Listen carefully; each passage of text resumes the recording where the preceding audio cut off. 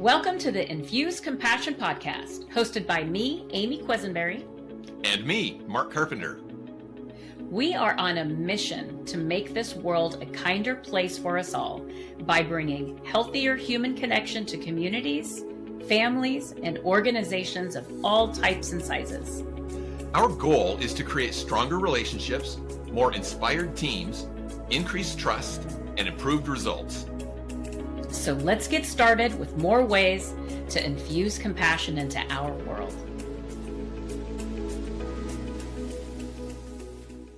Welcome back to the Infuse Compassion Podcast. We have, I'm going to say dynamic. We have somebody who is so dynamic and electric. You are going to love her. And I'm going to tell you right now, you're going to want to book her because she has this ability to reach through, grab you, and pull you in. So if you're ready, Mark, come on, do the introduction. I am thrilled and honored to be able to do the introduction of Karen Eddington. Karen is a 20-year resilience researcher, keynote speaker, and author who teaches connection skills based on her research in the Under Pressure Project. She's been featured on ESPN for helping student athletes develop leadership skills. She's the founder of a nonprofit outreach program in Utah, and she's a neighborhood chalk artist. Karen teaches the importance of community at conferences around the country. And I need to give a little personal introduction of Karen too, about kind of how we got here. Karen and I are in the same National Speakers Association chapter, and we were speaking at the same little conference. And I heard Karen talking about this idea of the leave me alone era. And literally the day before, I had been speaking to a group of students on a university campus, and I was stunned at how hard it was to get them to make eye contact with me and to get them to respond to any questions. And I pulled Karen aside after her speech and I said, you got to talk to me about this. I experienced this firsthand, and it just clicked with me. We've got to have her on the podcast to talk about this. So Karen, welcome to the podcast. Let's start by having you talk to us about this leave me alone era. Where did this come from, and what does that exactly mean? I believe the disconnection really is keeping people away right now. I started all of my work doing research. So it's been about 20 years now, but I started something called the Under Pressure Project, trying to understand what people's pressures are, but more important, the solutions to help them get through. And I started to learn and see patterns beyond just, I think we think like our pressure is our stressors, but it's so much more than that. And I could tell you the top thing that I could see with every single thing was something called mental isolation. It just means that we feel alone in our mind, that somehow we're diminished, flawed, or excluded. And it's such a dangerous place to be. But I can simplify the language to disconnection. And there are so many reasons why, but we are in a cultural place of disconnection right now, and it's impacting us. It's impacting families. It's impacting the workforce and us as individuals. I'd love you to talk just a little bit more about that impact. And I know Amy has a question she wants to ask you. But before we get to that question, we'll talk about that impact.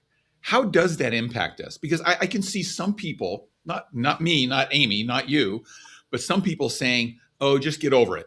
Just get over it and go on with life. So what is the impact when people have that sense of mental isolation you talked about? Yeah, you just said get over it. People can't move forward sometimes unless they feel seen and understood. Like you can't push someone forward through something unless they get some kind of validation or acknowledgement sometimes. I feel like that's some of what we're trying to do is people are sitting alone. The impact is like everything is amplified. So when I did this Under Pressure project, I started putting tally marks, and it started with like 500 surveys, like all open-ended questions. And I had to sit and sort through those. So I'm sorting through, and it started with students, led to professionals. But here I am sorting through hundreds of responses of people telling me their biggest pressure. And I just had to read between the lines a little bit because I could hear things like, I'm really stressed about my achievements right now. And I'm stressed about how I'm interacting with people, and my friendships really matter to me. The top pressure listed initially was achievement-based. Like if I could overwhelmingly point to students, it was pressure to be somebody. But you think about that. I mean, we start with students and we can move to professionals, but students, that pressure on them that they need to achieve and excel and perform and get that scholarship and approve and get approval from others and please their parents. If they are not in a place where they feel seen and connected, they can't move forward. And this is what we're talking about, is this mental isolation. And there's also disconnection around it too. They can kind of be a little bit of different components we can explore. But mental isolation is like when you feel alone in your mind, when you're experiencing that difficulty, and that amplifies everything. If you think about it, it's a very dangerous place to be because everything is just amplified when you feel that disconnect. This is so big. Like when you talk about this, I can feel this. I've had moments in my life where I've been in places like this. So I have a couple of questions. One is this, I've heard the word, the era. Is this across the generations, or are you seeing it more in a specific generation? I love this question so much because I've been referring to this as healing our leave me alone era, or this leave me alone culture. So we got to swing back to Mark. You were on a college campus. We're talking about that generation right there. And we can talk more about that too, because there is something about that. According to the data and the research, we are now working the upcoming generation. So our young adults, this specific generation, they are now the safest and most isolated generation. But when I think about generations, I think we kind of do ourselves a disservice when we say like it's generation X or generation Y or millennials. Like sometimes we separate ourselves and it creates this division. And I love to look at generations and what we are all experiencing right now. Because if you look at some of the factors of why they're the safest and most isolated generation, you realize this is all of us that's dealing with this. There have been some major cultural shifts and dynamics that have caused people to retreat. Goodness, I was with some friends recently and they're like, yeah, I like to keep people at an arm's length. So let's start with that generation. Mark, when you were at a college campus, you saw this. Will you tell me a little bit more of what you saw, because I can connect with this. Well, I would ask questions that were open ended and they didn't have a right or wrong answer. It was just, what do you think? And I saw students looking down. I saw them not getting their eyes up. Even those that were looking up were not making eye contact. They were looking other directions. And it took a long time to get anybody to speak up. And I'm the kind of facilitator who I will outweight you. And finally, somebody would speak up. But it was funny. Once that person spoke up, everybody else started looking to that person to speak almost for them with any other questions going forward. Ooh, that's interesting. That's interesting. Sometimes we need that one person to make it safe. And think about the courage of that one person to be a voice for the room as well. And Mark, I know you are so good. You are a great speaker and leader. And to see you kind of struggle with that, I've done that too on college campuses or with youth. Sometimes they are really quiet initially. And I think it's interesting. Maybe you could think about the factors why, too. You could throw a couple things in there. Some of the reasons why they are quiet. And I think they could go back into my list of why we're working with the safest and most isolated generation, or a time of isolation. But if you look at that room, I don't know if there's safety always in it, in that generation. And one of the top things we can do is learn to build safety. And I feel like a lot of that is through the invitations that we give them. We just need to ask them, and it sparks something. But I'm going to get a little bit broader and talk about why. Like what has been going on to cause this? A couple of reasons why. I have them noted in case I forget right here. So I'm going to start with this. In 2008, the recession actually changed how our youth get jobs. All right. Think about that. And a lot of times when we say, well, what's going on in the world? Some of the first things that people say, like, I think it's COVID, I think it's cell phones. And those are also absolutely right. So the 2010s It kind of changed how people are online, especially the introduction of the smartphone. It changed things. It changed things big time. In fact, you said college campus. I have a son we took to, I have a couple kids college age, right? And when I took him to the college campus, I went, this place is a little bit eerie. Like, it was actually the same place I went to school. So I went there and I looked around for like this like vibe of connection, like a table at the main dining hall where people, I thought they would connect and talk, and they weren't doing that. They had their headphones in and their heads down, looking at their screen or their computer. And so what we have to realize is we have online communities and we also have in-person communities. And we have to look at those dynamics and how they've impacted us. So we've talked a lot about college students, but this impacts the professional as well, too. But a couple more of those factors. So we also need to look at what did happen after 2020. It changed how people feel safe connecting. It changed like our willingness. And when we find comfort, sometimes we have to be pushed into discomfort. And that's something that our online communities have shifted. I would also add that the polarization of the 2020s has made it harder for people to connect. Like, people just want to stay at arm's length a little bit. But we can also address the news, natural disasters, the impact of helicopter parents. And my goodness, like, how long has Law and Order been on TV? I think it's like 25 years of Law and Order, right? That's what's done it to us, is we see all the danger and all the things around us. And goodness, we just want to wrap ourselves in bubble wrap and stay in. Do you see any more things? Any other factors? Have you noticed any, or did you relate to any of those I just mentioned? Oh, I can relate to all of those that you just mentioned. And so thank you for giving that list. That was the next question I was going to ask, is what are those different factors? So I appreciate that. So I want to transition a little bit to, so what do we do about it? How can we help when people are feeling that mental isolation? How can we help to make them feel safe? You talked about creating a culture or a place of safety.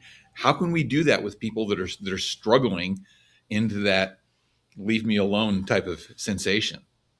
Okay, I'm going to go back to the Under Pressure project, the initial research, and then the years later of research. So I asked them the biggest pressures they faced, but more important, I was asking them their solution. Like, what gets you through your pressure? What gets you through, and I'm going to call it a disconnection. What helps you with that? And they would repeat overwhelmingly such a simple answer. I think sometimes when we're struggling, we're looking for this big solution, but it really can be the simple things. And it was this: a support network. Like, if my mom sees me, I can do anything. If I am in a professional environment where I feel seen, heard, and understood, like, I can push through some pretty hard things. If there's an element of compassion and understanding to our relationships, we can work through this. So how do you create that? I'm thinking from the work perspective. And how do I create that for somebody who I feel like is isolating themselves a little bit, that it's self-isolating? How do I kind of force that person into, and force is the wrong word, but how do I Ooh, get that's so that good. person to feel a support network when they seem to be pushing the support network away? I love that because it's so real. We do that. We push people away. One of the biggest things I would hope people could take away is that if you're working with someone like that, we cannot control them. What we do is we provide invitations for them to connect. And it really is going to take some effort. My work is called, some of the programs I speak on is called the art of interaction. So what we want to do is we want to ask, repair, and trust. And those are the factors, those are like the simple frameworks and solutions that I ask people to work with. But I want to give you two examples. I'm going to give a personal example and like a professional example. Someone who's disconnected. I'm thinking of a family example. Last Thanksgiving, we were at our extended family, my father-in-law aside, and there's a pretty big group of people there, and there are a lot of the teenagers. So the kids' age range was between like age 22. I think the youngest is about 6. And I watched my father-in-law do something with this room. So there's this room full of teenagers who are like, I'm not interested. Like, have you seen family environments where kids are just on their phones and they don't want to connect? And maybe the football game is on. My father-in-law did something. He went and he turned off the TV and he said, okay, there's a rubber duck that's a turkey with your name on it. And it's hidden in the front yard. Ready, go. And everyone was like, I don't know how I feel about this. So, and he does some fun things every now and again, but what everyone, adults included, we had to go find our turkey rubber duck with our name on it, and then it divided us into groups where we played the goofiest game with our turkey ever. Now, I asked my kids when they got home how they felt about this. My daughter, who's 17, was 17 at the time, I just said, how did you feel when Grandpa asked you to do this? And she goes, well, I groaned inwardly. And then I asked my 13-year-old, and he goes, well, I groaned externally, he said. So, but then I said, how was that for you? Did you have fun? And they said, yeah, I did. And you wouldn't know it by their face, but I share that because they needed that invitation to connect. And you can't force someone, but you can invite them. And now if I shift it maybe to a professional example, I'm a speaker and I deal with rooms of people all the time. Like you can relate to this. You both have been there. And I often think of this as reach the back row. This is my code for like this under pressure work is how do you better reach the back row? And someone who's sitting on the back row, a lot of times, like maybe they have like their computer out, their cell phone, and they're wanting to get some work done. Maybe that's just the most comfortable seat. I'm going to tell you something simple. I never ask people to move seats. People choose their seats for a reason. And so what we want to do is we want to like meet people where they are, not where we want them to be. Like you see people right where they are. And when I speak at conferences, I like to go specifically to the back row and give them my eyes. And I try and let them talk a little bit. Like I say hi. And so I try and kind of get them on my team. And then I can better give that invitation that I need for them to connect. So there's 2 examples there, but really don't control people, but provide an invitation. I absolutely love that. You know, there's a couple stories going through my mind of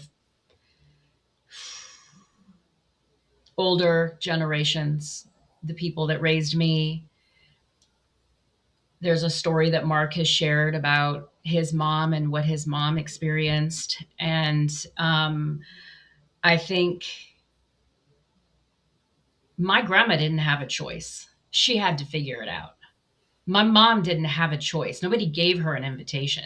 She had to figure it out. So I'm curious, like, what has happened?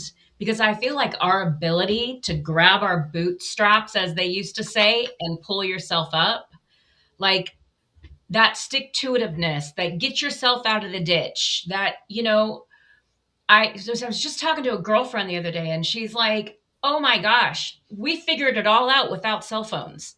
Like we didn't know what the heck we were doing. We were latchkey kids, but we figured it out." And I want this strength. I want this fire. I want this for these people that are struggling here.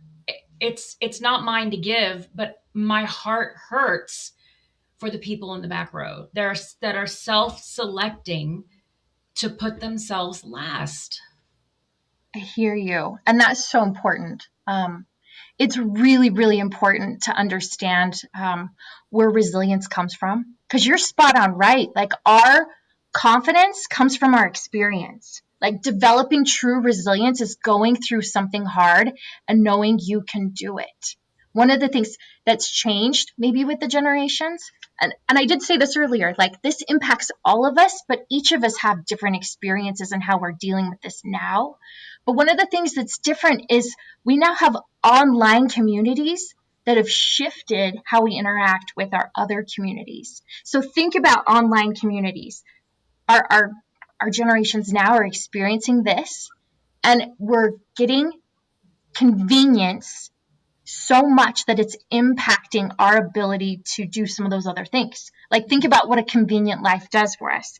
But online communities, like, it's not embodied, and an in-person community is. Like, it uses our physical five senses to try and grasp and understand this world. Whereas I want you to think about online communities and how that impacts us. Sometimes there's algorithms that like to show us anger. Sometimes we hit the like button and the dislike button, and they're very temporary. We can click the X. But because there's so much convenience to our life, it has impacted our ability to be resilient. So considering like all those conveniences on how they've impacted you, what else do you see? Uh, I I see almost like we are numbing ourselves through the technology. We're disassociating. I think you said this earlier, uh, to get uncomfortable. You talked about getting uncomfortable and that we really need to get better. I don't want to put words in your mouth. It's what my ears heard you say. So please Yeah, correct me this is where I'm good. wrong. But like, when I look at my niece and nephew, I'm like, yes, get uncomfortable. It's okay. It's okay to be uncomfortable. Like, feel your feelings. And I feel like we're losing our ability to be able to do that, to just choose easier, softer. And we grow, we expand, we move beyond when we get uncomfortable. That's so good.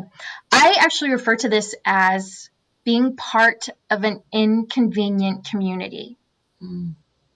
It's an alternate title I've used for these programs before. Is sometimes we can't have that true support network without the inconvenience, right? I want you to think about like your community. If I'm talking about this under pressure project, all the things I've learned about these solutions, you need that community that you can get back to. You need that support network. And you know what? Sometimes online works, but it's just like the cheeseburger and fries of a meal. Like, if you want a real sincere community, it's inconvenient. And I think we need to understand that and support that just a little bit more. Like, our neighbor that needs the mail checked and their cat fed while they're gone. Like, you need that. Our communities, like, if you think about what a family looks like, what like a text thread with true friends looks like sometimes we inconvenience each other and we annoy each other. And that's not a bad thing. And I think we need to understand that, like, we need to push through some of that inconvenience and sit in like the humanness of life just a little bit more and stop trying so hard to cancel each other. And that's where the solution lies. Oh, I want to follow up on that just a little bit. If I'm listening to this and going, yeah, I'm one of those people that is feeling a little mentally isolated and I don't want to push out there, but I know I need to. I know that there's benefits for me to get into these inconvenient support communities. What's a tip that you can give to help people to get out there? How can they get through that first step of the challenge, the uncomfort, of the inconvenience of having a support group? Oh, well, first off, I think you need to be understood. Like, I'm looking at my own children go through this. I'm looking at my audiences go through that. I look at the people that I've read their heart and soul. This is nuanced and it is dynamic. And I think you need to get to a place where you can be understood. But sometimes we're the reason we're not understood because we put up walls to protect ourselves. Again, like, I was with some group of friends and they're like, no, I keep people at arm's length right now. And we do that to protect ourselves. A lot of times we've been in communities that are difficult and hard. And so what you need to do is, first off, think about what you're comfortable like disclosing or sharing. I always say like perfect isolates us, but human connects us. And we want to make it safe to be human. So like what part of your life can you get on board with? And sometimes it's as simple as like going to the library instead of like checking out a book, like the digital online books that we now have. What if you went there in person and found that they had like a certain interest group that you are into? Maybe they're playing chess or checkers. I don't know. Maybe you could stay for that. But like, what tiny parts of you do you feel like you can bring a wall down and connect in just a little bit better? Where are you willing to allow yourself to be seen? Love that. So this is one of those conversations I feel like we could go on all day. And Karen and I probably will have sidebar conversations on this at our NSA meetings at some point. Yeah. We're getting near the end of our time. Karen, how can people learn more? In fact, I want specifically, how can they learn more about that Under Pressure project? And how can they get more of you? Great. Best place to go is KarenEddington.com. You can follow me on social media, but I am a be where you're at person. When I'm in person with someone, I don't post a ton, but I would love to connect with you anywhere. You can find me on LinkedIn at Karen Eddington Speaker as another option, but I'd love to connect with people online. You can email me as well, Karen at KarenEddington.com, if there's anything I can do for you. And will that get people to the Under Pressure project as well? Yeah, I basically speak on the Under Pressure project right now. So that's where you can catch me. Watch some online videos or come see me in person sometime. That's awesome. Amy, do you want to ask our last question? I would love that. Yeah, Karen. Well, and before you ask this, I want to thank you for this important work. I know that I'm really confused right now. I'm confused. I'm lost. I don't have the answers.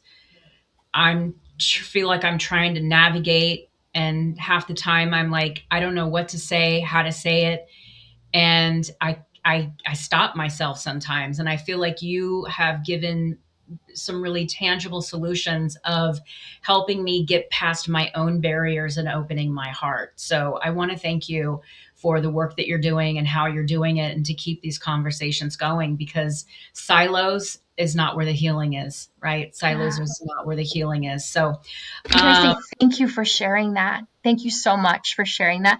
I think that's such a solution right there too, is knowing that you're not alone in your struggle. Like you are not the only, like I have felt that. I mean, we just turn on the news and what that does to us. It rattles us, and all the different components of life that are so noisy right now. Like you're not alone. And that's such a solution also, to know you're not alone. It gives us strength and courage. So I'm glad you shared that. thank I you. appreciate you. So here's your question. What is one tip that you can share with our compassionators on how they can infuse compassion into their life this week? Okay. And I did have like a preset answer. I'm going to tell you that one, but I have a real answer right after that. Because the work of this, I've learned that community is so important, and the inconvenient community matters. I would invite you to do something inconvenient this week. But a bonus tip is also laughter. I think laughter, music, the arts, those things right there, they're simple. I think our solutions are so simple. See if you can invite some kind of laughter, music, movement, dancing into your life. Those are the simple things that heal us and make us stronger. So see if you can laugh this week. Find something to laugh at, because you have to be present to laugh, and it gets you out of your head worried about all those other components. Oh, I love that tip. Karen, thank you so much for honoring us with your time and with your expertise. And I'll second what Amy said. Thank you for the important work that you're doing to find ways and just to call it out, to let people know that mental isolation, you're not alone in that, because I think that is part of the mental isolation. Correct me if I'm wrong, but part of the mental You're isolation right. is feeling like I'm the only one that feels this way. So important. Yeah. You just cherry on top, chocolate syrup. That's an important message. Well, thank you so much for sharing with our compassionators your knowledge, your wisdom, your experience, and your research. And encourage everybody, follow Karen, get more information, get more background on this, and look for ways that you can build those real communities even when they're a little uncomfortable, and help people out of that isolation feeling. Thanks, everybody, for joining us. Have a wonderful week. Go find some laughter. Go find some music. Do something uncomfortable this week. Let's break through that isolation that many of us are feeling. Thanks for being here. Bye. Thank you. Thank you for joining us for this episode of the Infuse Compassion Podcast. If you enjoyed the conversation, please share a review and like the podcast so other compassionators can join us. Until next time, let's all do something each day to infuse compassion into the world. For more information on our guests, see the show notes. For more information on Mark and Amy, go to infusecompassion.com.